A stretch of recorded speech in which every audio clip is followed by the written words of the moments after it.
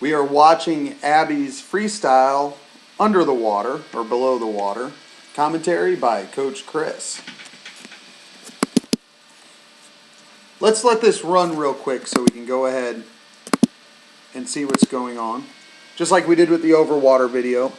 And again, I want to keep in mind that there's a lot of stuff she does right. And she's got a really good freestyle, but we're going to talk about a few areas she can improve. And again, we got to, one thing I want to reapproach is right side is better than the left side. So like the recovery, she was slapping the hand down with that straight arm. On the right side, I like the recovery a little more. Same thing underwater.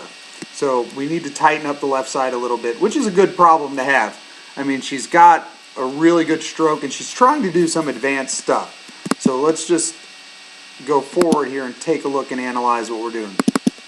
Again, on the overwater video, we talked about her finishing. That stands true. I'm not going to talk about it too much on the bottom, but I cannot emphasize how important that is. The back of the stroke here towards the knee is where the power phase is for that pull. So she needs to make sure she's finishing that pull. Otherwise, she's not going to generate maximum power. And a lot of what we're going to talk about today in this video is power. Because she's got a power freestyle stroke she's trying to learn with that straight arm free. But yet we'll watch and she'll do things underwater that are costing her power. And I see that when I watch the video. So, again, really nice how she draws her hand on that side. We have multiple phases of this pull. So this phase after the recovery, you know, you have the rise of the recovery, you have the fall of the recovery. And now we have the extension. When the hand hits and extends forward, that's the extension phase. One thing I want to comment on is this head position. She's got her eyes in this stroke, in this frame, right where we want them. They're down and forward. They're looking right where I want them. The water lines, her head's up, her neck's long, but her chin isn't buried, her head isn't buried. So that is really the head position that I try to advocate with the kids. And she's got a really nice looking head position right here. Now we'll notice she does shift it as we swim. So that's one of the areas we can improve. But we'll look at that in a later frame. Here she's driving forward. This is the extension phase. And we'll watch her start to pull. Now you probably aren't seeing what I'm seeing. But we're missing a phase. So here she's extending, starting the pull. Extend, pull. Where's the anchor phase? There's a distinct phase if you watch top level swimmers in the freestyle before they start pulling the water. At the very end as they're extending all the way out. And that's called the anchor phase. And basically it involves you rolling your fingertips down towards the bottom and creating a vertical hand. So that's the way the hand should be oriented to the arm if we're talking about a proper anchor phase.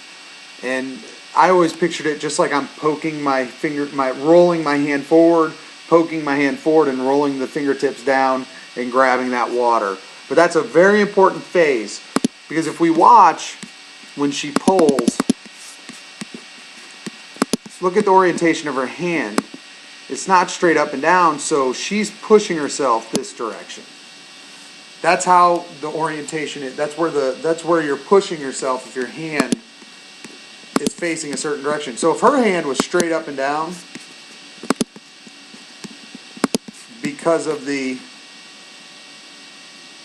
so if her hand was here, going straight up and down, she would be pushing herself forward. And that's exactly where we want to go. But right now, her hand isn't there. Her hand is still in line with her forearm, so she's kind of slipping. So remember, there's a distinct phase. Extend as you finish that roll, anchor, and then start the pull. And make sure when you anchor, you're getting that hand straight up and down. Very, very important for generating power and free. Now here she's doing a pretty good job of pulling through, but see, she comes up way early. I want her to push all the way back towards those knees. Remember, the power phase is the phase she's not going through right now. The power phase is at the back of the stroke, towards the knee, through the thigh. That whole length of the thigh, that's where your power is on freestyle and pulling. So she's got to make sure she's finishing it so she generates more power. Here we can watch that left arm. We talked about it in the above water video, but bam, whole arm slaps the surface, causing a lot of disturbance, causing a lot of water to get stirred up. And that's just going to increase her drag, and it's going to slow down her arm, and it's just not as clean as that front arm. So let's try and make sure on that recovery that we're not locking it straight and slapping it down, that we're locking it straight on the finish as the hand exits, and as the arm rises up, it needs to be mostly straight. But once we get to the very top and the arm starts to fall towards the water, the falling phase of that recovery, we relax it just like her right arm.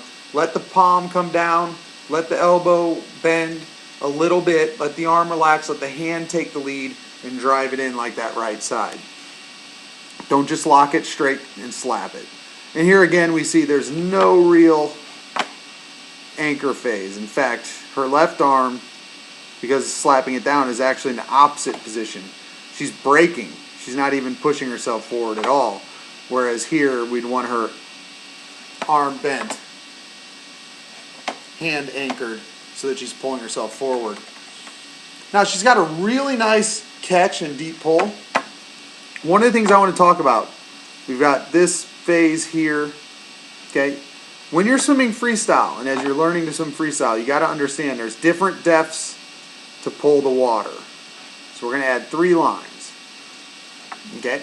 The bottom line would be the high octane water. That is your sprint water. You want to get a hand as deep as you can to grab as deep a water as you can, because that's the stillest water, that's the best water to grab, and that gives you the longest lever, which means the most power.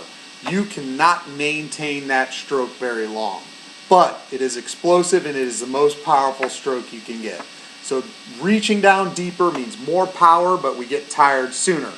The second line you're seeing there, where she's pulling now, is like a medium depth. That's pretty fast. It's grabbing pretty good water. It's going to be really strong and powerful, but again, it's not going to last very long.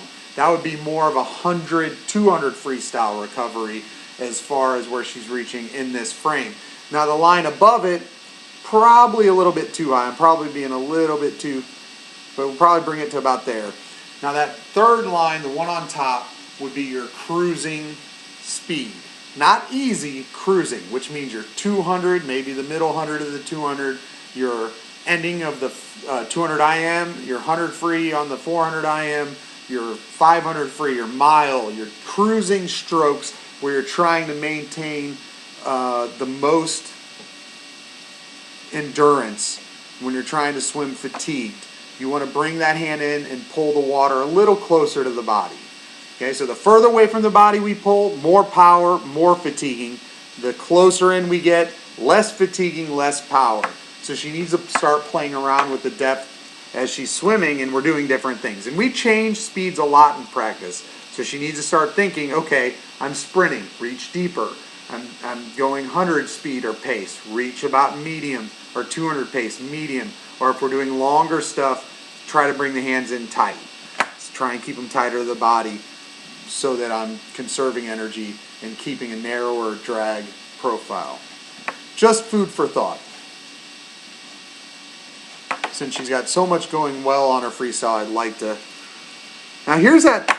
I told you there's that third head position. Here we got that third head position. She's looking down.